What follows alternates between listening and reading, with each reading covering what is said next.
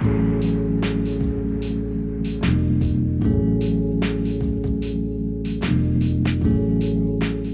everybody, welcome back. It's Ice Cave Radio time. Doa here along with CHARM3R, and I'm back. I'm back from my 3-week trip to Korea. I was like, well, maybe I'll make some content when I'm over there, and then I got over there. I'm like, I really need a break. I should really just have an actual vacation. So that's what I did, and it was great. And I got through the whole thing, and I was healthy, and I was like, wow, it's kind of amazing that I made it through international travel and didn't get sick. And then yesterday, I woke up feeling awful. And I still feel pretty awful today, I'm not going to lie, but we had such a huge thing happen yesterday with Legends of the Force that we had to record it, We had to record an episode, talk about the new set, of course, that we're excited about, but also talk about kind of the situation around how things were revealed, quote unquote, and, everything that goes along with that. But first off, how you doing, CHARM3R? How are things in my absence? Sad. I missed you. I know. I mean, your son was on there, which I know is like it's almost as good as doing it with me. But I know you love more. I understand. Yeah. It was ups and downs. Obviously, yes, I missed you. I had a lot of high hopes that got dashed in part because while you were gone, we had the Memorial Day holiday weekend, which is always a mess with my family because my birthday is on the 25th of May, Stark's is on the 21st of May, and then there's also Memorial Day. And so depending on how that falls on the calendar, sometimes it's like a short 3-day experience. But this year, it ended up being like a week-long thing across everything. So that was all chaos. Did record the episode with Stark, though, just because I have been wanting to kind of showcase a different point of view with everything anyway, and I thought it would be a fun thing to do for both of our birthdays.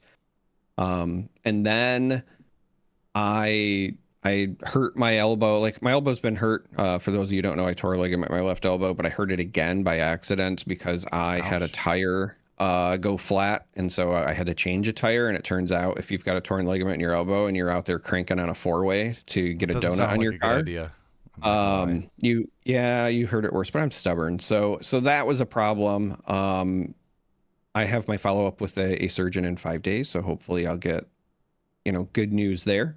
And then we had I say we. So then I casted the kayfabe event with your friend Josh, and it was fun. I just don't know how else to say it. If you didn't get a chance to watch it, I don't know if it's on their YouTube yet. I know they plan to put it there. The top 8 in particular was fantastic. Really great players, good decks, but even just throughout the entire event, there was a lot of off-meta decks, some good representation. To give you an idea, there wasn't a single Sabine on the broadcast all day. Wow. In part because we didn't see them in the early rounds, and then none of them made the top cut. So we got to see some fun stuff. Like there was a Cunning Dooku deck that I thought was actually really impressive for what it was doing. It was just a good time. And then after that, I got sick. Both Stark and I both got sick pretty bad. And it took like 4 or 5 days to fully recover. And now we're here. So it was a lot of calamity with some bright spots in between, but not nearly as much Star Wars as I was originally hoping for. So it seems like it always goes. I feel like this is turning into like CHARM3R and Doa's Ailments podcast. Is like, yeah, well, I mean, we're old men. I'm not feeling so good these days. These old bones are starting to fail me. You're not wrong.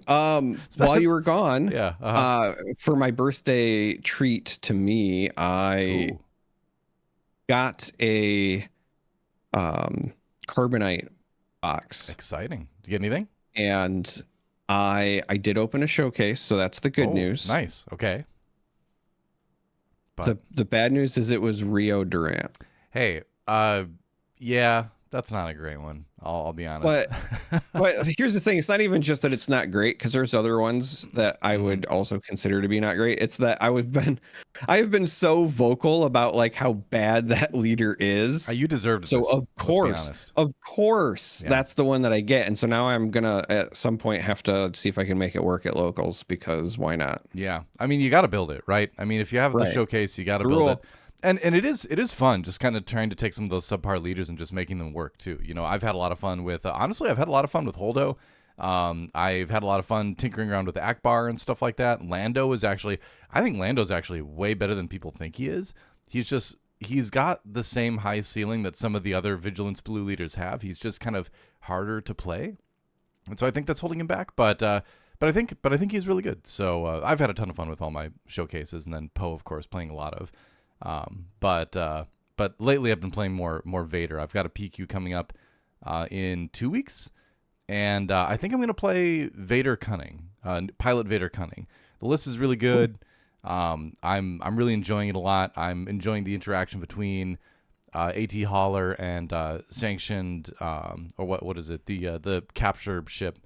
I'm going to be forgetting like everything this episode because my brain is just not working. But yeah, you can do a lot of really funky stuff, and the deck is just so fast too. And it's funny you mentioned Sabine not making the top cut, and I was saying coming into this set as we looked at everything, I'm like, this is the set where Sabine's going to drop off. Like she's still going to be good, but now for the first time there will be decks that are as fast as Sabine, and there will be more decks that can handle Sabine. And I think that's kind of proven true. So I'm curious what Sabine's place is going to be going forward, and I'm not necessarily like upset about this, and I was a big Sabine player in set one. We both were, right? But like I don't want one leader to dominate an entire archetype for that long, right?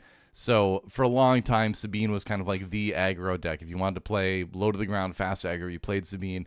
So it's great that we've got other options now, and by no means is Sabine a bad deck, right? I mean, we still see her top all the time, but it's just great that there are other options now here in set 4. And I think there's going to be other options in set 5 as well, which kind of brings me to what we're going to talk about today. So yesterday, the entirety of the remainder of set 5 was dropped online. So for this episode, we decided what we would do is we would each kind of make 2 knee-jerk reaction day 1 decks, talk about them, talk about the set in general. Obviously, there's way too many cards to go through for spoiler stuff, so we're going to go through actual deck lists this time, and then just general things we're hyped about. But before we get there, I kind of want to talk about the manner in which things were revealed. So, unfortunately, the dropping of the cards by Fantasy Flight was in response to a leak that came from somewhere. We don't exactly know where it's from, but the files for the cards appeared online somewhere, and so their response, and I think this was the right response, was to just reveal it all. Why not? I think as a company in that situation, you would much rather want people to get the information from you versus some PDFs or something like that, or Reddit, right? So I think it's unfortunate, but I think they made the right move, and I think it's like yet another right move that they've been making in the game. Just in general, I think they've handled things like this really well. This is the first big leak we've had to worry about. Hopefully we don't have any others for a very long time. But they do happen. I've been in esports for well over a decade now, and it's a constant battle, right, for these organizations and these game companies to keep things under wrap. It seems like things come out a lot. But I will say, as far as leaks go, I would not have gotten anywhere near as far as I did in my career if I were a leak boy. Don't be a leak boy. Because leaking something is a great way to ensure that you never get to work with that company, or really any other company, because word gets around again. So I'm saying, if you're doing this, don't expect to get to do any cool things in that sphere going forward, right? Because once you are marked as a leak boy, you will be a leak boy forever, right? So I'm saying, do not do that. First of all, it's selfish. It's incredibly selfish, and it's incredibly unfair to the people out there that had spoilers yet to reveal that now don't really get to have the fun of that they would have had otherwise. It's not fair to the company that's trying to build hype. This is part of the marketing for the game, you have to realize too. So by kind of undermining the marketing strategy for the game, you could be hurting the sales of the game. You could be hurting the game in a big way, right? So there's a lot of ramifications for doing this that people don't think about, right? They're like, "Ooh, I'm so cool. I've got the secret information. Look how cool I am. I'm going to share it with my friends." It's not cool. It's just selfish, and you're kind of a jerk for doing it. So don't do it. That's my speech about leaks. I don't know if you have anything to add to that, but we're going to make the best of it. Yeah, don't do it, right? We're going to make the best of it, though. Again, I think they made the right decision to just put all the cards out there, and so we are going to try to, build hype as best we can and talk about some exciting stuff with the set. So didn't want to dwell too much on the negative there, but I think that is worth talking about because it's a thing that has farther ranging ramifications than I think people realize when they're tempted to do this kind of thing if they come into this information. So yeah, something to think about. Anyway, you ready to move on? Anyway. All right. Yeah, so, I mean, I'm ready to talk about what was revealed. So don't do the leaks. That's bad. But also now let's talk about what we got as a result because hey, like I said, we'll make the best of it. The set looks fun. Yeah, silver lining. We'll make the best of it. There's so much exciting stuff to talk about. Holy cow. I mean, like I said, I was feeling pretty sick yesterday, but it was a perfect day for me to just sit and go through all these cards and be like, wow, and be like, I want to build that, I want to build that, I want to build that. So our deck lists, I would say, are not polished. Like I said, these are just knee-jerk reaction. I think this is just, I'm going to throw this at a wall, and this would be my prototype version of this, But we thought it'd be fun, right? Because I think that's the most fun thing when you have the full set revealed is deck building, right? So let's move into it. Now, because a lot of people are unfamiliar with these cards, if you're watching, I'm just going to cover both of us with the deck list. So it's going to be, that's not it. It's going to be full screen. There we go. So you don't need to see us. You just need to see the list. And we're going to go with one of your decks first. You've brought us a Kanan Jarrus Data Vault deck. That is interesting. Yeah. So obviously, since the moment that Kanan was revealed, I was really hyped for this leader. And while we didn't get a ton of necessarily like really spicy new tools, there were some interesting things. So I wanted to take a crack at it. Now, one of the interesting bits about Kanan is he's one of the new leaders that is not as reliant on the force mechanic. So you can still run something like Data Vault. Right. Turns out Data Vault's really good. So why not? Talking through the list, we'll just kind of cover the... Well, you know what? I'll just go through it because I think that there's a lot of actual good stuff to talk about here. So a couple of timely interventions because you're on Data Vault, not Energy Conversion Lab. So you'd still like some ambush, and it's a good smuggle card, so why not? 3 copies of Hera. It's just a solid 2/3 restore, but she could be played as a pilot. Not that you have a ton of vehicles here, but it is an option. But even more so, more important is she's a Spectre, and Kanan can give shields to both Spectre and creatures. So right out of the gate here, what we're looking for are a good number of cheap units that we can give shields to, as well as other like big units that will be walls. And so you're going to see a theme. So after Hera, I've got the Lothwolf, because yes, it can attack, but it's a 3/3 Sentinel. And then if you've got initiative on, that second turn, if they've played a ground unit, you can just shield your Lothwolf, and then they've got really something that's difficult to get through, right? Because it's a 3/3 with Sentinel, and if you can give it the shield, a lot of the things at 3 cost that could get rid of it don't work. Yeah. Cards like Power of the Dark Side will still obviously get it done, but your perilous positions or any of those -2/-2s are less likely to work. Of course, you got to run Malakili because we're gonna have a bunch of creatures. Speaking of creatures, the deck's also got Minok and the Vulpix. The Minok is interesting because it's a space unit. So I think that is going to catch some folks off guard the first time you play it because you're not used to that. Everyone's, I think going to be aware of the space whales, but that was the one where I was like, oh yeah, there's a non-space whale, non-vehicle space unit. I mean, 2/3 with Overwhelm is really good. It's actually better than a lot of ships, which is hilarious to me. It is better than a lot of ships, which is interesting. Also, so here's the interesting bit is that because you're running blue-green, there's also, I think, some cards that are just so powerful you still want to run them no matter what. So I included 3 copies of Yaddle because Yaddle's just busted. Like if you're running Heroes in blue, you're running 3 copies of Yaddle. Oh yeah, for sure. From here going forward, for sure. Card's just so good. When you get to the 3 drops, there's a little bit less, but that's okay because you're so 2-drop heavy. The idea is that even if you don't have a good solid 3-drop, you can still play another 2-drop plus your shield activation. Yeah. So I didn't feel like it was as necessary there. But you've got the new Ezra, who's just a powerhouse in the deck for obvious reasons. and then Sabine's Masterpiece and Phantom 2 because they're ships and you want to have both air and ground presence, but also they're Spectre. So they are also things you can put shields on. Sabine's Masterpiece in particular, being able to protect that with shields and then also potentially getting the activations is really good because the 2 activations in blue-green are heal from your base or, give out experience or both. And that is also really, really strong. 4 cost units, OG Kanan, again, Spectre. It's a no-brainer. Restore. Yeah. No-brainer. So 3 copies of Takedown as well, because again, you need some removal, but also skip Protect the Pod. You got to talk about that. I was going to say, well, I was saving that for the last part of the 4-drop. Okay, So, because I was going to spend more time talking to it. So Protect the Pod.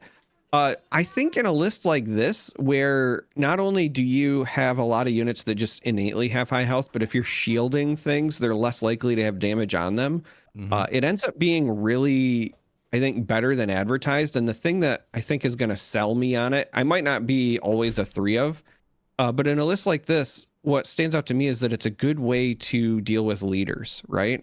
So yeah, fair enough. Because it's not just like it's an open fire in green essentially, but instead of just always dealing 4, you're dealing whatever your health is, but you have so many things.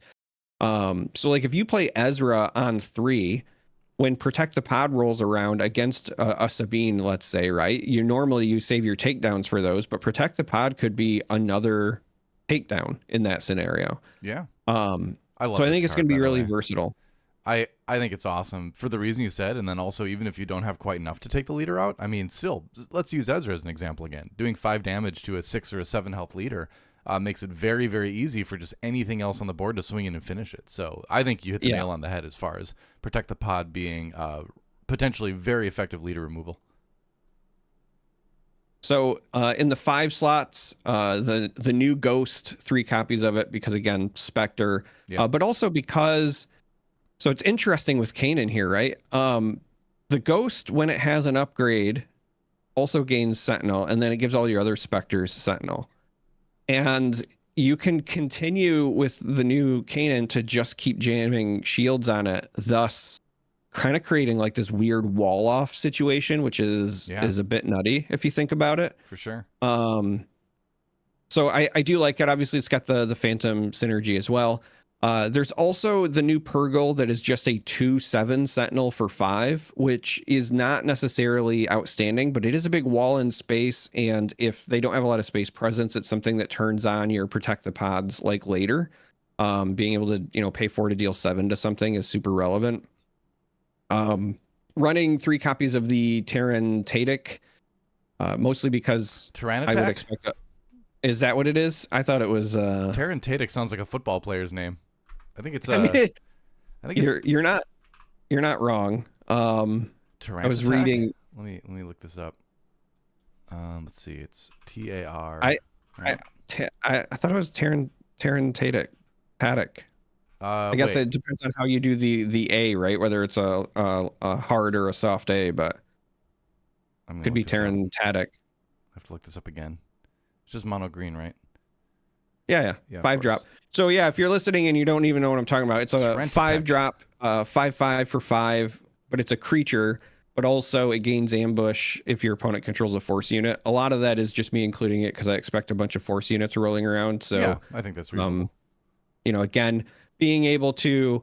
So it's one of those things where because of Kanan, you get better long-term value. So if you ambush into something and then it survives, right? So if this kills an opposing Ezra, let's say, and you're left with essentially a 5/2,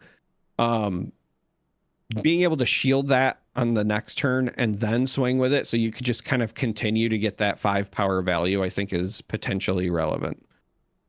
Yeah, I think that's good. Top end of the deck, main deck, 1 Rivals Fall, a couple more in the sideboard. We'll get to the sideboard stuff in a minute. But just 1 Rivals Fall is like a panic button.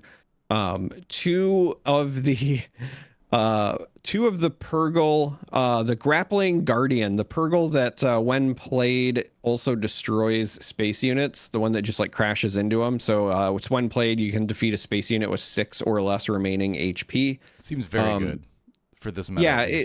Yeah. It's again like just one of those like panic button things of like, yes, it costs 7, but like if I get a unit and I get rid of arguably like something, huge or whatever, it's totally worth it. And again, it's got 9 health of its own. So if you're talking about like, turning on Protect the Pod or whatever later, that's solid.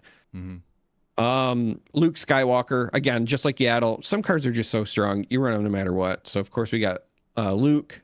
Because it's a Data Vault deck, I was also running 3 copies of Ewing Reinforcement because cards, for example, like the Grappling Guardian, I think are better when you have Ewing Reinforcement because you don't need to run all of them, but like if you have a situation where, hey, I need to find that, well, then I can kind of use Ewing Reinforcement to, hopefully panic search for it, that sort of thing. Yeah. And then the final top part of the top end was the Purrgil King. Just 2 copies of it, but I wanted to run it because Restore 4 is obviously super relevant. 12 health means it's probably just like never going to die. And at minimum, it lets you draw an additional card because it's always going to count itself, but it could, draw you 2 or 3 cards in the late game. So if you've got a really grindy game, you could get a bunch of value there. Sideboard stuff was kind of straightforward, but some cheeky stuff. So 3 copies of Vigilance, if you just need to bring them in for the extra base health, or again, if you're talking about grindy games where maybe you want to mill somebody, it's there. 2 more Rivals Falls, because if you've got stuff that is huge that you can't kill or leaders that you're worried about, because there is, especially in this new set, there's a lot of leaders that are just huge, like Avar Chris and a few others. So panic buttons are good. I don't know if I would keep these in, but I put 2 Turbo Laser Salvos in the sideboard because when I was looking at the card, I realized that it doesn't say a friendly like vehicle unit. It's a friendly space unit. And so I had this mental image of the space whales using a Turbo Laser Salvo. I could totally work. I mean, with a Purrgil King, it's not too bad. Yeah, I mean, it's not the best play. It's just more like, obviously this is meant for the ghost, but yeah, it's just one of those things where like in my head, if the Purrgil King like had lasers strapped to his head, like that's what would happen. And it's too funny to not include. Yeah. 2 copies of Redemption because if you need panic healing, much like with the Vigilance as well, like that's there for your more aggressive matchups. And then 1 copy of Rampage. Because again, like the deck is creature focused, you got a decent number of creatures, and so it doesn't hurt to have 1 copy of Rampage for fun in the sideboard. I wonder if Rampage too, as you play this deck and see how much you get to stick, with the shields. I wonder if Rampage might end up being like a 1 or 2 of in the main board. Yeah, I mean it's potentially a sneaky finisher. Yeah, that's what I'm thinking. But like worst case scenario. So again, a lot of the space whales are like high health, low attack power. So the other thought was like, well, you could play Rampage and then potentially get some additional value that way. Yeah, for sure.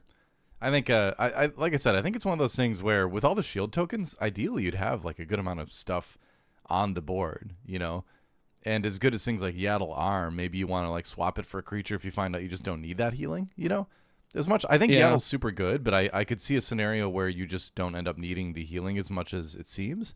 And then, maybe another creature in there would be useful. But I think the list looks like a really fun. There's not a lot of other creatures that I wasn't running. The ones, if you're curious, like the ones that I excluded were the Porgs, both the 0 cost and the one that you can like pay up to.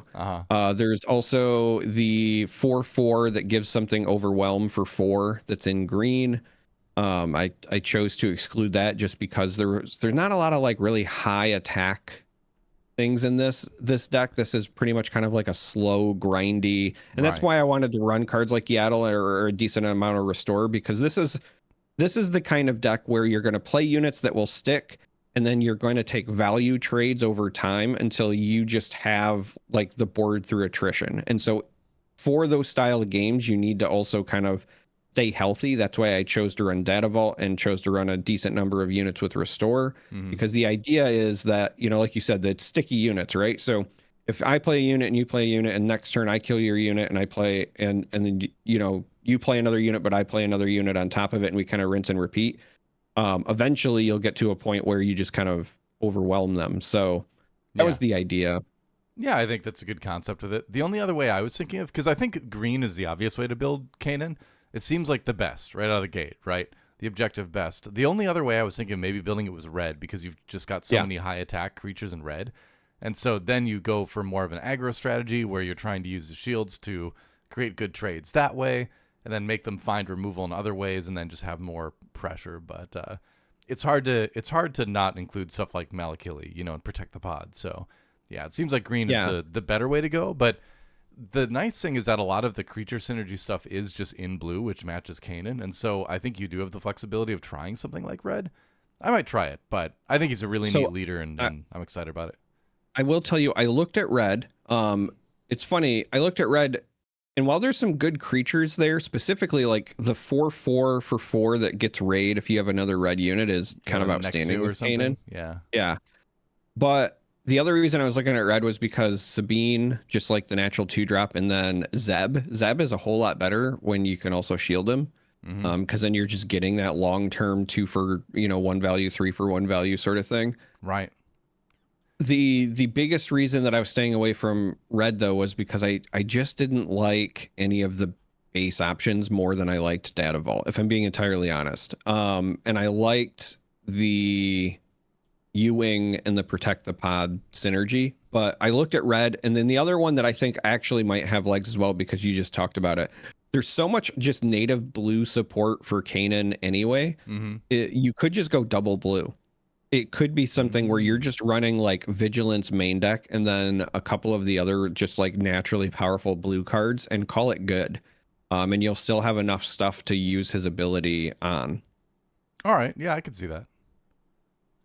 Yeah, I think that's what I like about this leader is I feel like you do have other options to build him besides just the obvious one. Because sometimes the obvious one doesn't end up being the best, right? So, yeah. Right. I mean, I think you look at Vader, set 4 Vader, and a lot of people are like, well, after Triple Dark Raid went out, there's no way that like Yellow Vader could be good. And it's kind of ended up being the aspect that's risen to the top with that. So, you never know. All right, let's you ready to move on?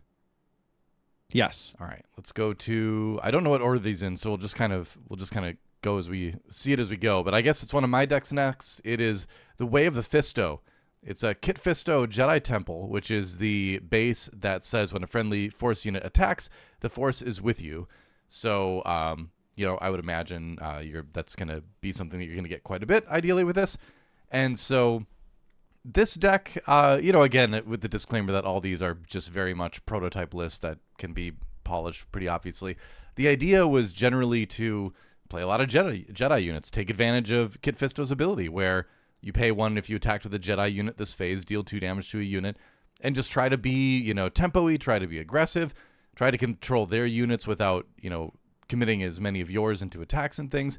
And so that kind of was the idea behind it. But just going through it, obviously, I think you run 3 Force throws. It's just too good, especially because you're kind of always going to have it online. As far as other events goes, I ran 2 Sorceress Blast because I figured there's probably going to be some times where you're going to have the Force and not really anything else to use it with. And in that case, it's just a 3 for 1. So that's just good removal that lets you attack face then. For the low drops, you've got Adigalia, who's just super good in general, I think. 2 for a 2/4. Has all the traits you want. And when an opponent plays an event, deal 1 damage to that player's base. Like, that's great. Go ahead and McClunky me, because you're going to take a damage along with it this time. So it makes that kind of situation feel a little bit better. But the real killer, the terror of this deck is none other than Gungi, the 2 for a 2/5 vanilla, right? No text box abilities, but it is Force Jedi Wookiee, which all those traits are going to be kind of useful. But Force and Jedi are the big ones here. And so the combo I really want to try to pick up every game is either the ideal one is Gungi into General's Blade, which then on the next turn lets me play a 6-drop, which means like Kit Fisto or a Mace Windu or something like that. And then Gungi is just gigantic, right? He just becomes a 5/8 on your 3-resource turn. So Gungi just gets massive, and it's like, well, you better have some removal, because if you don't, Gungi's just going to eat your whole board. So and give you cheaper Jedis. So that's kind of the ideal dream scenario. I think I put a couple. I put 3 other lightsabers in here too. There's a total of 6 lightsabers in the deck, which seems a little bit upgrade heavy, but I think it can work okay. 2 Yoda's lightsaber are also really good on Gungi because it turns them into a 5/6 on your 3 resource turn, which is great. And it also gives you the option of using the Force to heal your base too, which is pretty good as far as like keeping that tempo going, right? So Gungi's like the big one. Jedi Consular. Sure, you can use him to make things cheaper, which is great, but he is also a perfectly fine second phase attacker to generate the Force, right? He's also a good target to put a lightsaber on because he's high health, so, you can make him into a 4/5 on the second turn. So being a 1/4, like he's, with the upgrades in the deck, he's like shadow better than he looks, right?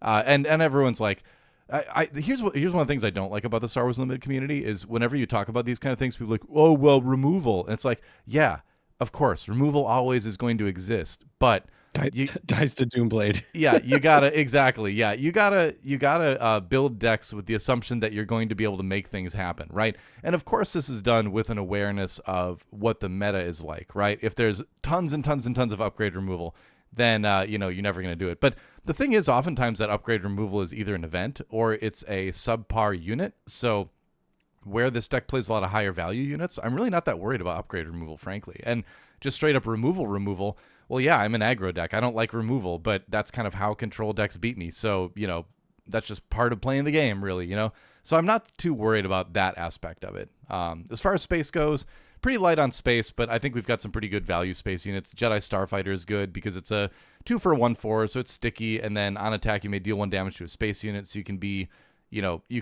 good with that and get more mileage out of where your damage goes. Jedi Vector, it can be a 3/3 for 2, depending on if you control Jedi unit and lightsaber, so that's fine, right? You play Jedi Vector, and then second turn you play one of your Jedi units, and then it becomes a 2/3, right? So I think it's decent in space. Remember, we're not trying to control space. We're just trying to put like some stuff out there just to sort of get in the opponent's way. Same goes for the 2 blue leader. That's just a great space unit. I think it's going to be a pretty standard unit in a lot of green heroism decks going forward, just because having a 3/3 ambush in space is really good. And then the later game potential of moving it to the ground as a 5/5 ambush, it's just a really, really good card. So I think regardless of the deck, if you're running heroism in green, you're probably going to be putting a couple blue leaders in there. Then going back to some of the 3 drops now, we've got Jedi Knight, which is, if you have the initiative, which a lot of times you're only going to be playing 1 card per turn with this. Sure, you might be using Kit Fisto's action here and there, but it's a nice little bonus. If nothing else, it's a 3/3 for 3. And I'm keeping everything in mind with the fact that you can put lightsabers on things, right? So then the text boxes don't matter as much when it can just become a huge unit. Obi-Wan, 3 for a 3/5, which is great. When you play a Force unit, this unit gains Sentinel for the phase, so just a nice little Sentinel there. And then the sort of middle of the deck, the 4 drops and the 5 drops, I think there's a couple different packages you can run. I was playing around a little bit with a package that runs like Ki-Adi-Mundi and Rey, and then there was a 5-drop Jedi as well that draws. So Ki-Adi-Mundi and this other 5-drop Jedi I'm talking about draw you cards, and then Rey, if she's drawn during the action phase, does 2 damage to a unit and 2 damage to a base. So I think that's an okay middle cost core for this deck to have because they're all decently statted units and you have that little combo aspect to it. I went with the more aggressive option of the combo of Quinlan Voss, Dark Disciple, and Asajj Ventress, Harden Your Heart, because they work pretty well together. You can play Quinlan on 4, and he's a 4/5 for 4 that says, on attack, if this unit has 6 or more power, you may deal 2 damage to an enemy base. And then on 5, so theoretically you play Quinlan on 4, then on 5 you play Asajj, and her, when played and on attack, says, give another friendly Force unit +2/+0 for this phase. So you can turn Quinlan online by playing Asajj the very next turn. And even if you don't have Quinlan on the board, she also drops on Kit Fisto's flip turn. So you can turn your leader into a even bigger leader. So it'd end up being a, it'd end up being, at least a 3/6, if not +1 for, +1 for all the other Jedis and all that. So you can make Kit Fisto bigger that way too. So that's why I went with that package, because it's a little bit more aggressive. Then going into the higher cost stuff, again, I'm not with General's Blade in the list. I'm a little bit less worried about running more higher cost stuff. So we've got like the 6-drop Fisto with a coordinate 1, but if nothing else, he's a 7/6 Saboteur, so that's nice. The new Mace Windu, which is 6 for 6/6 with Overwhelm, and it says when played, you may use the Force. If you do, deal 4 damage to a unit. And I think a lot of times I'm going to be using the Force in this deck are these kind of when played stuff. Because outside of Sorcerer's Blast, there's not a lot of on attack or events and things like that. So I feel pretty confident I'll be able to get that benefit when I play him. So that's just solid 6-drop. And then 3 of the original Spark of Rebellion 7-drop Mace Windus for the 5/7 ambush when this unit attacks and defeats a unit, ready him. Because it's just a great card. Fits in with all the Jedi synergy stuff. And he's just a finisher, I really, really loved running Mace in a lot of decks over the years, or the year, I guess, with the game that's out. And so I'm glad I have a chance to include him again. And then just for fun on the top end, I put a couple Syndralig in there. I think 8 is honestly pretty expensive for what this list is trying to do. But, if I've got a lightsaber in my hand, he gets really, really good. When played, you may play a lightsaber upgrade from your hand for free on this unit if you do ready him. So potentially you've got a readied 8 attack unit on the board if you play, Yoda's or the General's Blade on him. So I think that's really, really good. And also with 4 Mace Windu in the deck, by the way, that's why I'm not too concerned about running 1 Mace Windu's lightsaber, since you're going to have a good chance to put it on him and then you get that card draw out of it, right? So that's kind of the idea. When I was building this, I was like, man, there's so many different things I want to do, but I kind of settled on this for the prototype. But there are other ways I want to try building this. But I think it's just going to be, if you want to play an aggressive, Jedi-centric, swinging lightsabers kind of deck on the light side, this is going to be your deck. I love lightsabers. Yeah, I think this list, he'll just be a really, really fun leader to play, right? And I mean, his ability is so good, So I will say, when I was looking through the entire set, one of the cards that I think is just really impressive because of its versatility is Yoda's lightsaber. Yeah, totally. I'm so surprised that it's not specifically like limited to Yoda, because being able to give something like +3 attack power and then also heal 3, right, is a pretty big swing for 2. It's such a low-costed, high-value, non-specific card interaction card.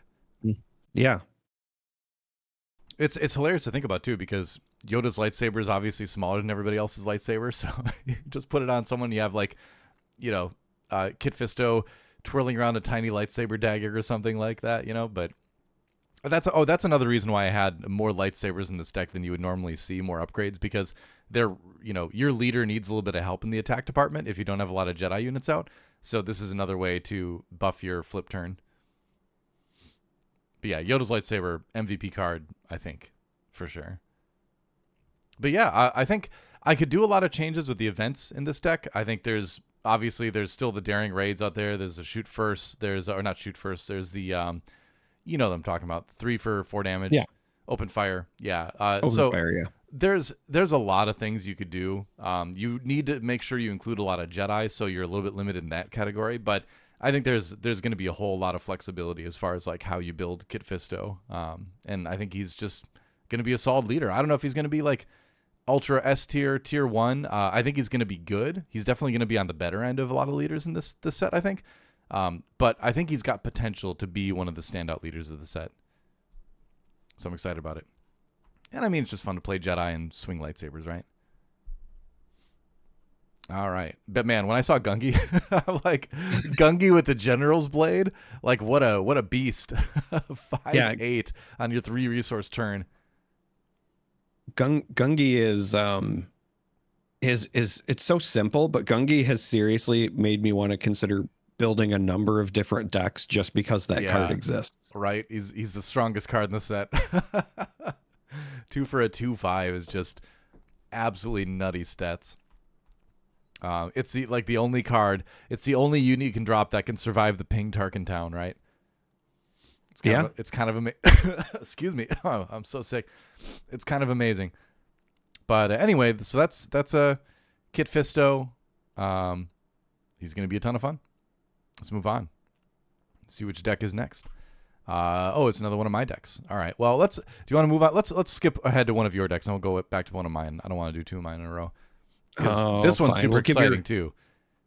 We'll give your voice a break. It's actually kind of it's kind of funny that you and I took the kind of mono leaders, but originally I wanted to do one heroism, one villainy leader, but I kind of cheated with this because this deck includes a fair number of villainy cards. That's but okay. I wanted to build something with the new Anakin because he just like tickles my brain as far as deck building goes. I think blue is the most obvious way to pair him just because of his Champion of Mortis card, right? His new legendary. Right. It's going to be very, very easy to turn on with this particular leader. But Anakin Skywalker is fun. If you're listening to this and you haven't seen him spoiled, just real quick, because it's something that needs to be said. His leader side is you exhaust him and use the Force to play a villainy non-unit card from your hand, ignoring its aspect penalties. Now, the key piece of that is penalties, plural. So you don't just have to like, oh, I'm going to play Anakin blue and then I can play the villainy blue cards. Like you can play Overwhelming Barrage. You can play Deathfield. You're ignoring all of the aspect penalties as long as it has villainy and it's a non-unit card. It's also, I think, important to mention non-unit because originally when I was putting this together, I was also considering some of the upgrades, specifically like Frozen and Carbonite. I just think that there's too many powerful things that you can do without it. So I ended up excluding it. Another thing that you have to pay attention to is there's some really cool events in this set that are villainy, but they also require you to use the Force to do them. Those are not going to be good in a deck like this because you already have to use the Force to activate your leader ability. Exactly. So you can't use it twice, right? So they did at least kind of bake that in. So that being said, we are playing just the 28 health standard base, the blue base. So we're going to gain the Force whenever a Force unit attacks. And a lot of our deck building is going to be built around making sure that we have Force units so that we can get the Force and then take advantage of the really powerful events, right? So deck building, I've got 3 copies. So this is the hard part, right?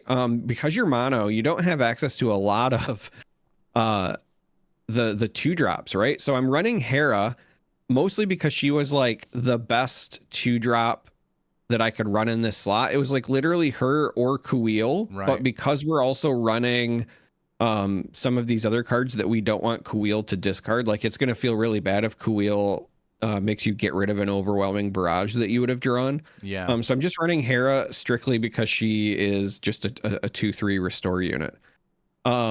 But then we do also have the Night Sister Warrior because it's a cheap Force unit and it replaces itself when defeated.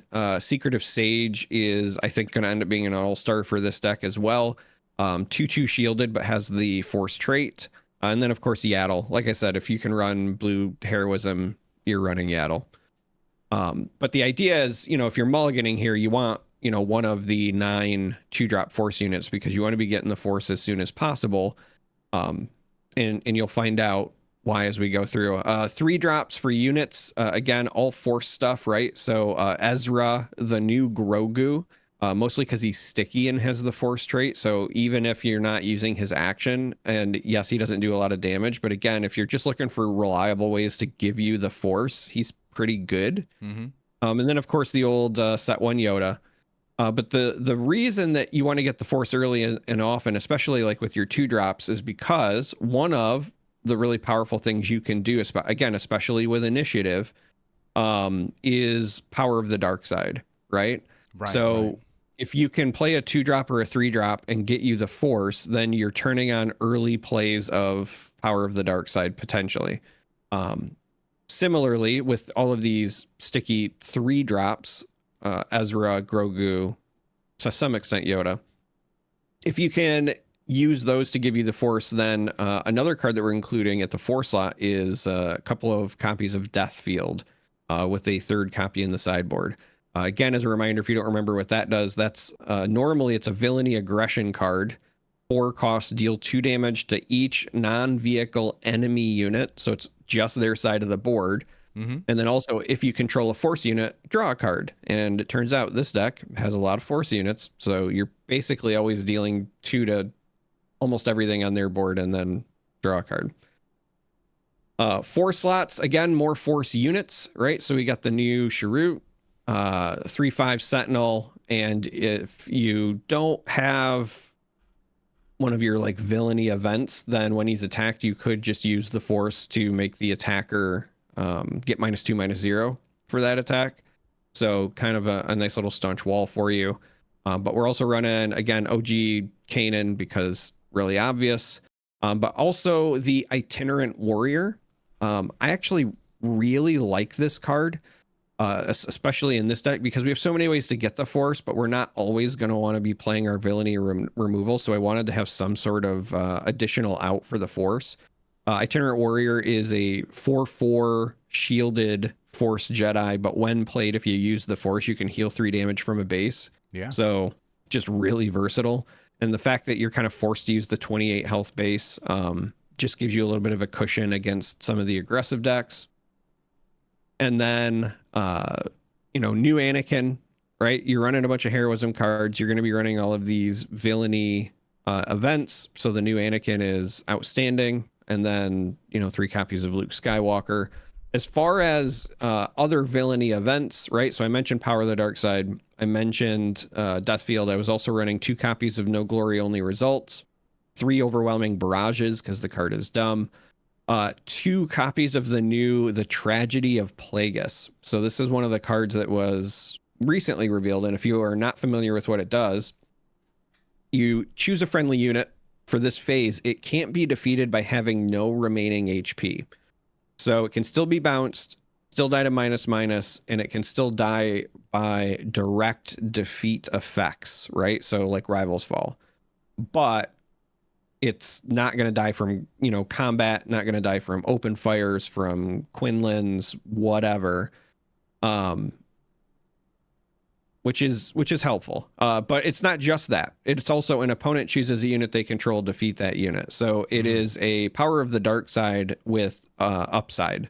And that's a really powerful effect. So I was running 2 copies of that. Sideboard is a 3rd copy of the Deathfield, 3rd copy of No Glory, 3 Vigilance because it's always good to have them in the sideboard. 1 Rival's Fall, 2 Redemptions because I like having access to the burst healing, and then 2 copies of Palpatine's Return. And I could see an argument for these making their way into the main deck at some point, depending on how the meta goes. If I did that, I would swap it with the Tragedy of Plagueis.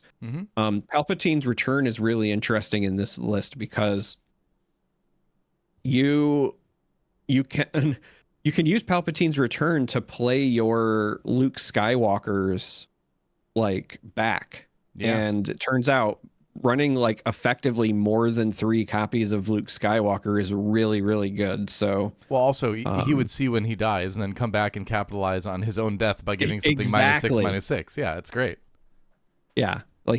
I'm fully replacing my Luke with Luke and also killing something again. So I could see that swapping with Tragedy of Plagueis as well. I'd be down for that. I kind of want to do that right now because I feel like you have a good amount of removal already in the deck between Takedown, No Glory, and Power of the Dark Side. So I would just make that swap now. I just really wanted to run the Tragedy of Plagueis in an Anakin deck. It's just thematic is all. I think that's a perfectly good reason to do it. Yeah. I can't argue with that. When I look at this list, I think it looks really fun, and Anakin's another one of those leaders that you can probably build in a bunch of different ways because you're not limited as far as aspects go on your villainy events that you play. So again, I could see this going a bunch of different ways. I think it's really cool. Blue makes the most sense, of course, because of the legendary. I think that's what's really going to push you into blue more than anything, like you said. But yeah, red looked really good as well. So when I was looking at this, one I was thinking, again, the new 2/4 Jedi is insane in red. Yeah. But there's also, just in this set alone, a number of really good 3 drops, specifically just the no name, the non-unique Jedi 3 drops in this set are really, really strong. So if your goal is to have your force active by turn 4 to like turn on Deathfield or some of those effects, then obviously that's a benefit. The other benefit of running red is while you don't get access to the Anakin legendary, you do get access to Force Throw, which it turns out Force Throw is still a really good card. Yeah, I would say so. And the nice thing with this Anakin is no matter how you build it, you're always going to have access to that classic leader flip turn where you can flip your leader and then play Overwhelming Barrage, right? In this case, he's a 4/6 who flips on 5. That's perfectly fine, right? That's great. So you get a 6 damage Overwhelming Barrage. So I think just the fact that that combo exists for this leader bumps him up, that because that's always going to be a strong combo as long as OB is in the game, The only other thing I was thinking of changing with this list was I would consider swapping out Hera Syndulla with a Lothwolf, because the 2/3 restore is great, but I don't know if you need it super early. Whereas I'd rather have the 3/3 Sentinel and then be able to play the Ezra on turn 2, and then maybe get a chance to buff it, just to have a little bit of interaction there. That's the only thing I was thinking of, like, well, maybe I would swap that out, right? So the other one originally that I was considering, as weird as it sounds, was just like the old Restored Arc, because there's like no space presence with this list. So all of your removal gets like dedicated to that almost. So I was like, it'd be nice to just have like something out there. Mm-hmm. It's interesting now that we have really strong solid space decks and really strong solid ground decks. You need to have a way more than ever to deal with one of the two, but it's like you never need to completely wipe the opposing side of the arena that you're not worried about. Like if you're ground, you don't need to wipe space. You just need to slow it down enough for you to win, right?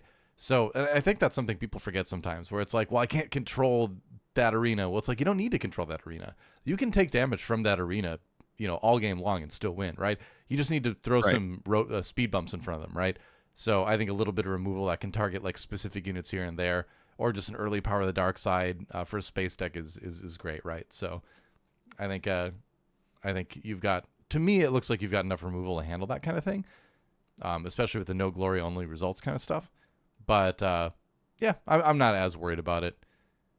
Part of what the next deck we'll take a look at that I built also ignores space, but I feel like you kind of have to, Yeah, it's really interesting. I think that you're going to find that being the case with a lot of these Force decks. I don't think it has to be all of them.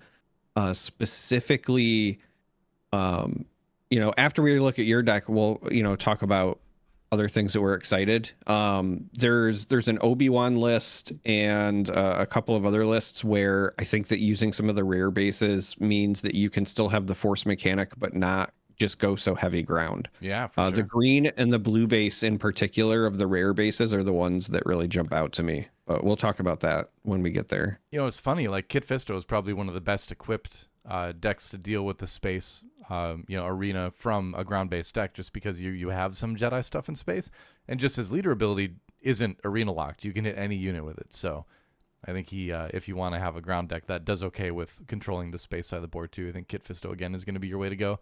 But let's take a look at the last deck that we built going into this one. This was my Revan Value Town, which, I think, again, Revan's a leader that you can build a bunch of different ways. And in case you are unfamiliar with Darth Revan, he was revealed a little while ago, but I'll just read it again in case people have forgotten. It is an only villainy leader.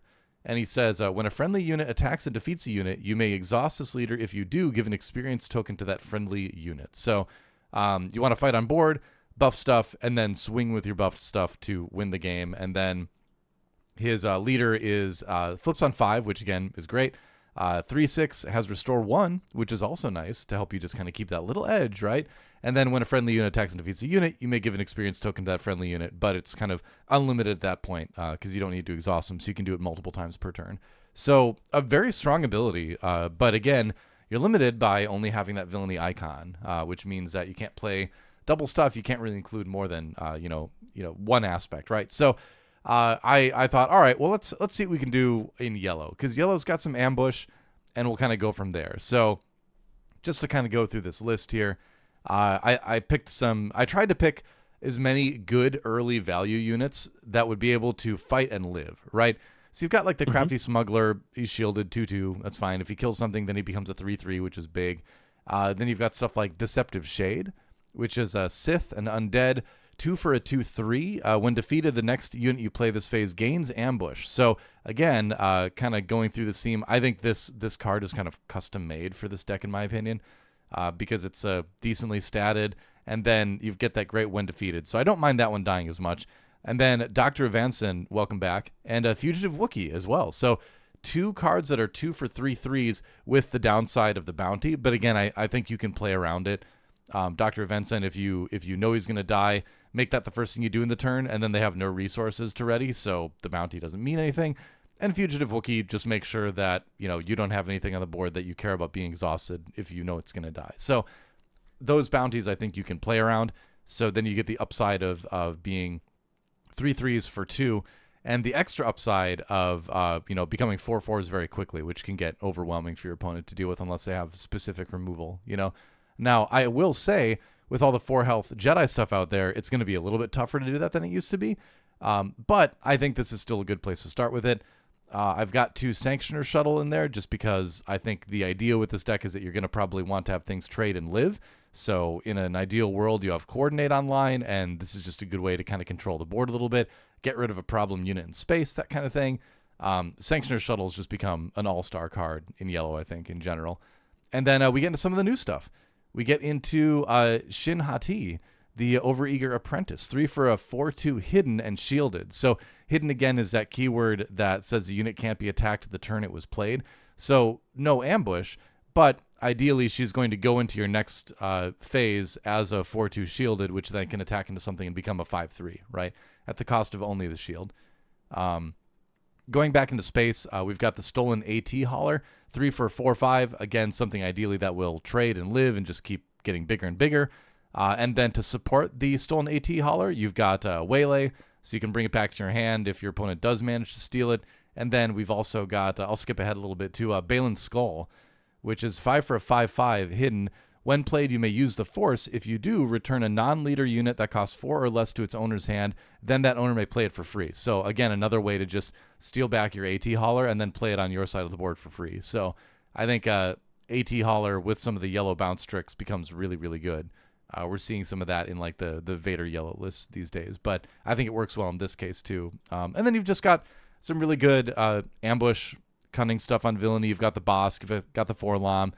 You've got the new Darth Tyrannus, who's Darth Tyrannus, I guess you could say. 4 for a 4/3 shielded. While the Force is with you, this unit gains ambush. And I'm running the base that gives you the Force when you attack with something, but I'm not running a lot of stuff that uses the Force, so I'm confident I will have that for Darth Tyrannus whenever I need to. And again, it's a good combination of shielded and ambush, right? So you're going to be able to buff, become a 5/4, and just become a problem. The ideal world is where you attack into something once and buff it, and then attack into their base the next phase. But where we really get into the meat of why this deck is going to be so strong no matter what color you build it really is Darth Malak. He's a 5 for a 4/7, villainy only with Overwhelm. When played, if you control a Sith leader unit, you may ready this unit. So you flip Darth Revan, then you play Darth Malak, and then you end up having a 3/6 that's readied and a 4/7 that's readied. So just Darth Malak alone with this leader synergy gives you a very, very strong flip turn. And then you add, whatever else onto that. I've got 3 of the Hotshot DL44 blasters in there because I think that's just another good way to attack in and kill something. 3 shoot first. Normally you'd see a lot of surprise strike in cunning decks these days. It's objectively better with 3 attack. But in this particular case, I kind of want to try running shoot first just to try to preserve my units and make those buffs really count, right? So we're going to try shoot first. And then finally on the top end, you've got, I'm not so sure about these. I just kind of threw it together. 3 Emphas Nest, Marauders, 6 for the 5/4. This is the ambush one. And then while a friendly unit, including this one, is attacking using ambush, the defender gets -3, -0. So again, just tries to create that value of your units are not taking all that much damage when they're ambushing and getting buffed because of the leader ability. And then 2 Fennec Shan, Loyal Sharpshooter. Again, comes in and ideally ambushes and lives and just becomes bigger. And then just for fun at the top end, 1 The Sun. 7 for a 6/8. While the Force is with you, each friendly unit gets +2/+0. Again, where we're going to be gaining the Force but not using it a ton this deck. I think that could be a nice little finisher card, right? If you've completed your objective of having a bunch of stuff out there. So this is the deck where I'm like, I really, maybe I'll try this once or twice and then move to a different color. But I thought Ambush and Shields would be the initial kind of attempt at this again, because I really like Balin's Skull, and I really like the interactions between Stolen AT Hauler and Shinhati and all that, and Dr. Evenson. So sure, you might be losing a couple XP tokens, but being able to like pick them up and play them again, and just keep that rolling, I think is pretty good. So I wanted to try yellow first and see how it went. So there you go. I think I think that with all the ambush, you will just get like a ton of immediate value. In many ways, this almost kind of reminds me of the Fennec list that I was always trying to run, but the big benefit is that the leader is better when deployed and you don't have to pay the one extra. So there is, I think, a lot of just inherent benefit to that. I think so. It's, funny you were talking about the not much space thing. I think you have enough here to slow the space down, but this is an interesting.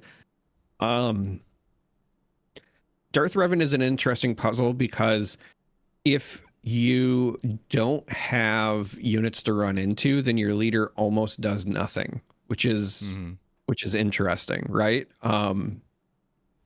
How Darth Revan, I think that there's a build that's viable, and he's also just popular enough. I think people will always be working on trying to crack him, but how he evolves with the meta, I think, is largely going to depend on what other decks are in the meta, which is kind of weird to think about. Yeah, I mean, if you have a Bosk or like the old Vader Blue, for instance, where you don't really have many units being played, then yeah, I mean, you're like, well, I'm not gaining that XP. But I think the nice thing about Darth Revan and the list you can build around him is you can still put a lot of high attack stuff in there, right? Because we're still running stuff that's like overstated for the cost, So the theory there is that you're still going to be able to punch through for enough damage to make it work, especially like again with your flip turn. I think it's still strong because it's like 7 damage minimum, and then you add in the blaster. You can get there, right? But yeah, that is kind of the main thing to consider when you look at Darth Revan going into the meta. I didn't really bother building sideboards for these decks, by the way, in case you didn't notice. I do have in this one, I threw a couple Liberated by Darkness into the sideboard. That's the one where use the Force, cost 5. Use the Force. If you do take control of a non-leader unit at the start of the regroup phase, its owner takes control of it. So it's kind of like a change of heart, but one cheaper and requires the Force. And again, where this deck doesn't have a ton of things that use the Force, I think it could be pretty consistently good. So I wanted to put that main board, but I couldn't really find a spot for it. Maybe I'd take out the Enfys Nest. But either way, I think that's a decent little finisher kind of card too, So yeah, I think the main tricky part is that you don't have a ton of early Force units that are going to gain you the Force, It's really like your 3 drops and up, but my hope is that you wouldn't need it until then anyway, So yeah, there is that. So I think there's a chance to run a different base maybe. But and honestly, I want to build Revan in every color. Like, I think there's just so much cool stuff you can do with villainy that and he's got so much basic villainy stuff that's good. Like red is how I'd really love to build him, because you get HK-47, who's just kind of custom made. Like, there are indicators that you're supposed to build him with red, but I just think the ambush could potentially be so good, right? So that's why I wanted to try yellow first. Yeah, it's so interesting because like yellow has a ton of like native ambush. Red has, I think, just like you said, a lot of things that just natively work with Revan. Yeah. And then you look at like, well, if you go with blue, well, now you have a bunch of usually understated shielded units, but they'll get bigger if they trade into something and lose their shield, right? So that helps offset it. And then if you go green, you're like, well, I know everyone's on the data vault train, but if I run energy conversion lab and like 2 timely intervention, I can still get some of that ambush benefit, but also still run, big powerful units, right? Mhm. Like set one Vader is already a menace, but if he's going to get a free buff, hey, why not? Or, Yeah, if I'm Revan. buffing these units, then my overwhelming barrages are just that much bigger, So Well, Revan Data Vault is the other one I was thinking about building too, because then you get to run stuff like the Phase 3 Dark Trooper, so you can kind of double up on the XP gain sometimes, in that when they attack into it, it lives, or when you attack into something, it lives, and so you get XP in both of those situations. And so you've got that Sentinel, so I think there's definitely a lot of fun stuff in green that doesn't require like a big reliance on Force stuff. But yeah, it just seems like a really interesting leader to me. And I like that. I like that both of our mono aspect leaders in Villainy and Heroism have very interesting deck building puzzles. they really do. Yeah, but let's see. Let's hide these deck lists, and we'll put links to all these deck lists in the description down below. And then I was going to just bring up to finish up here. Is this it? Yep. Just sort of the page on SWDB with all the cards have been revealed and all that. Just kind of go through it and shout out some things we're excited about. I think one of the things I want to shout out right away is Kylo Ren, who was spoiled in the great spoilering, we'll say. But it says, discard a card from your hand. If you discarded an upgrade this way, draw a card. So you discard but replace the card. And what gets really fun then is that on his leader side, he flips on 7. So it is a very late flip. You're going to be playing a slower, grindier kind of game. But he does say, Sentinel 5/5, when deployed, play any number of upgrades from your discard pile on this unit one at a time, paying their costs. So this doesn't need to be just lightsabers, obviously. This can just be like a ton of upgrades. So you could play like play him in yellow and do, the jump thing. You could do... Oh, what is it? What is that upgrade that makes it so you can't like remove the card basically? There's a lot of ways where you could set it up so that when Kylo flips and you have all these open resources, you can make him into this kind of unstoppable game-winning machine. And so I think this is kind of like the idea behind the Grievous unit from a couple sets ago, but on steroids, right? Where you just load something up with a ton of upgrades and go for it. Obviously, you don't want to get bamboozled in this case, but like, again, yeah, sure, we know all that stuff is out there. I think it'll be really fun to build Kylo and try to create, again, this like Voltron, one turn kill kind of thing. So I'm excited about building Kylo. I think it'll be really fun. What's been standing out to you? So it's interesting. You and I started to talk. Of course, now my voice is going back to being scratchy again. I was just saying before we started recording, hey, we'll I'm wrap it getting up over being soon. sick. We'll wrap it up soon. But no, I just don't want to sound awful for our listeners. But before we started recording, you said save it for the cast. First, let me just say, there's a lot of old leaders that I want to try because they got a ton of support. Yeah. So set one Inquisitor got I think a number of really, really good additional cards for this set. There. Yeah. There's the Grand Inquisitor. I mean, even HK falls into that totally. Strike ship there as well. Mm-hmm. There's just there's a lot, I think, with set one Inquisitor. The jump to late speed Thrawn, there's a number of really good blue when defeated units that were added this set. I think that will help him a ton as well, which I love that deck anyway, so I'm really excited. But as far as like the newer stuff goes, I really like this idea of trying to figure out the leaders that either the leaders or the bases that can make use of the the Force is such an interesting thing because I think early on, everyone's going to do the same thing that you and I kind of were doing, where you're going to have a number of Force units in your deck and you're going to be using the 28 health base and you're just going to bank on when I attack with a Force unit, I do the thing, right? Mm-hmm. But Avar Chris jumps out to me as a cool puzzle to solve because you can essentially just kind of get the Force on demand, right? One of the other things that jumps out to me that I keep wanting to play around as well is the rare bases, specifically the green one where you're just guaranteed, like, I can get the Force 3 times a game. Yeah. Right? Yeah. I was looking at that as one too. well as The blue one, specifically is just in the regroup phase. If you have anything with 4 or more health, you get the force, right? Mm-hmm. So it's one of the ways that you can get the force very early for certain activations, outside of our Chris or the green base. But when I was looking at deck building stuff, I was like, man, the new Obi-Wan, right, looks really unassuming. The new Obi-Wan leader, excuse me, you just scrolled past him. And there he is. So he looks really unassuming. No keywords, not a little flash going on.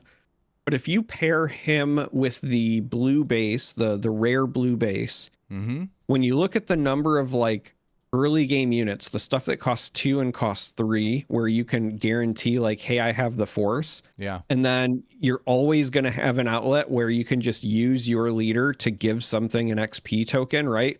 So I think about when I used to play Rey, the thing with Rey was you had to purposely have these like low attack units and you had to pay a resource.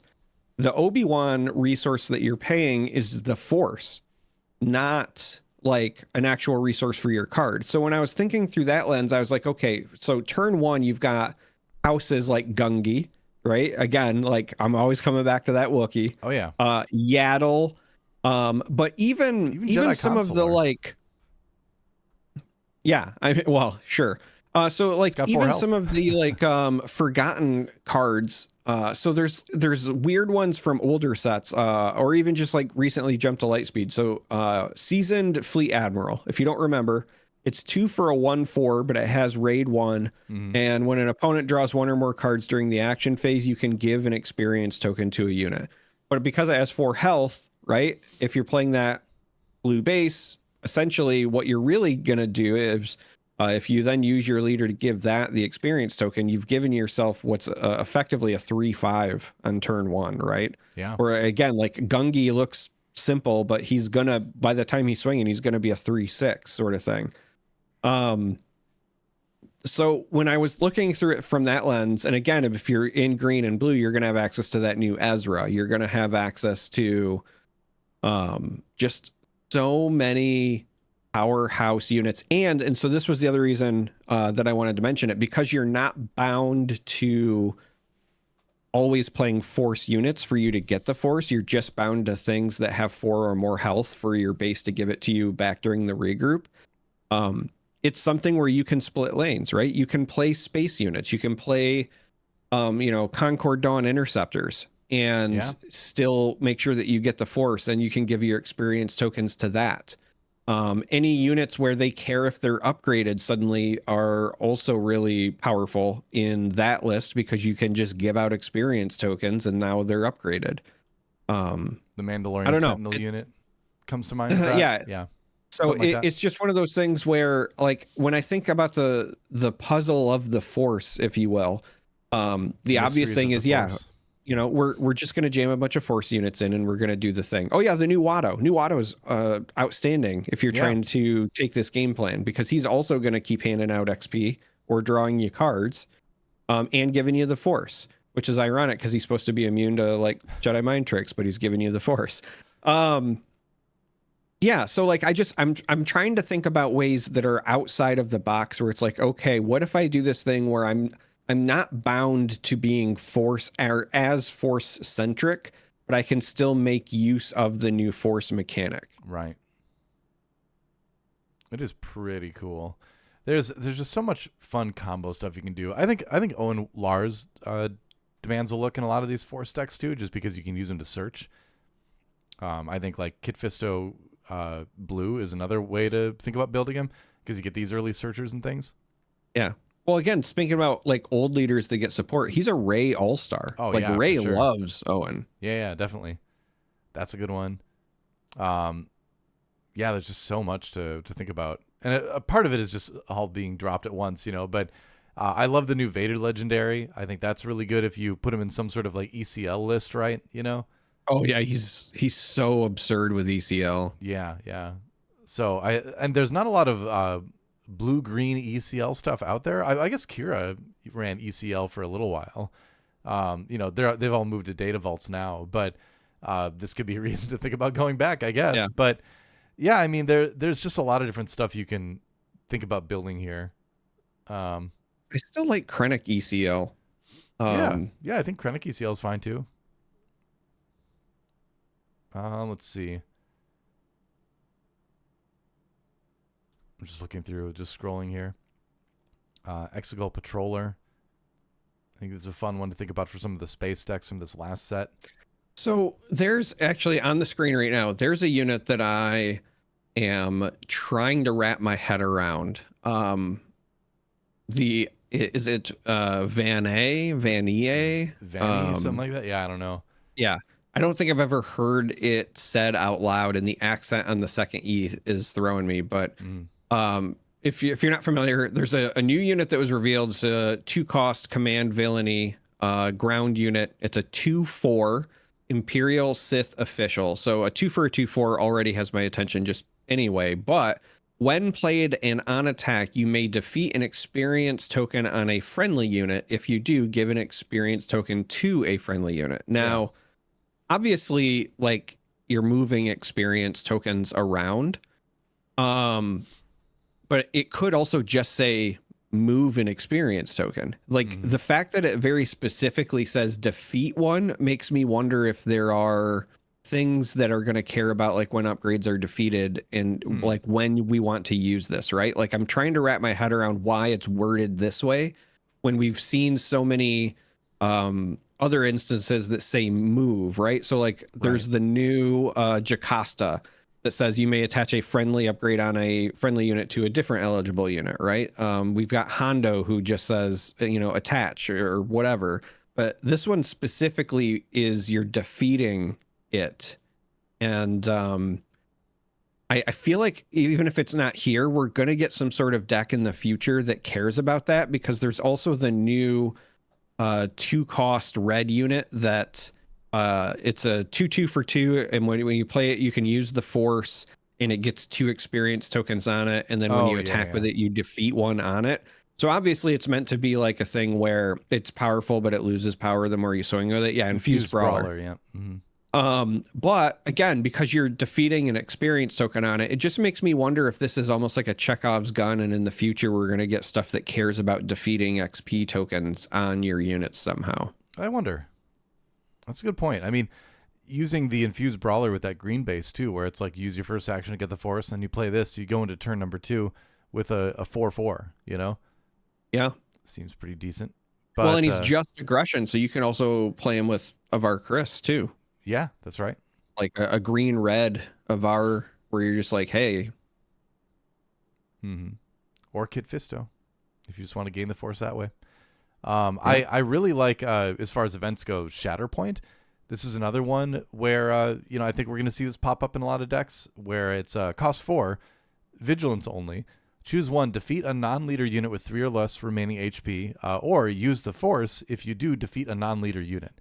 So if you have the Force, you get basically Vanquish for 1 cheaper, which is very strong potentially. So that's the kind of thing too, where it's like any Force-based control deck, or any Force-based deck in blue, I think is going to have to really look at running Shatterpoint. It's potentially a very high upside.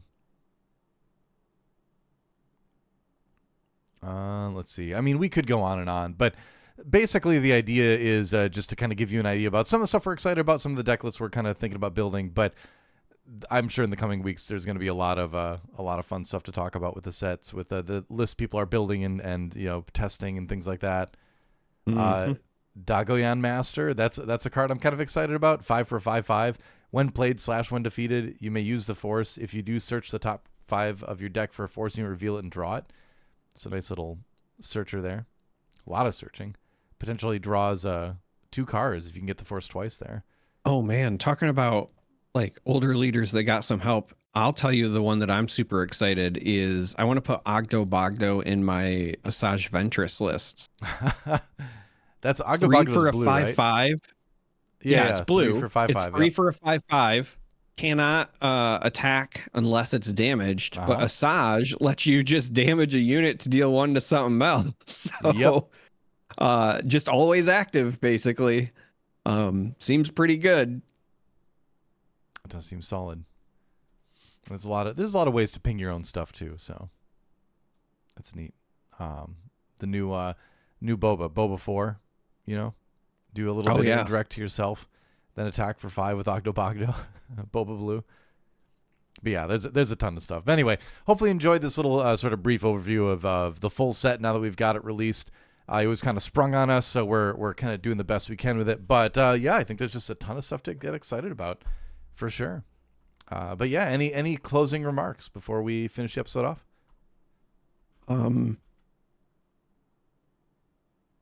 Don't leak things. Please, yes. We're glad to get to look at all this stuff, but we don't like the way in which we got to look at it. Yeah, don't leak things. Don't be like that. Anyway, anyway, yeah. Props to Fantasy Flight for you know, rolling with it and putting the set out there and giving us some fun stuff to talk about today at least. But yeah, please don't leak things. Anyway, that does it. Hope you enjoyed the show. Hopefully we're both more healthy next time. I'm gonna go lie down. But yeah, one final word from Charmer and his beloved droid voice. May the Force be with you.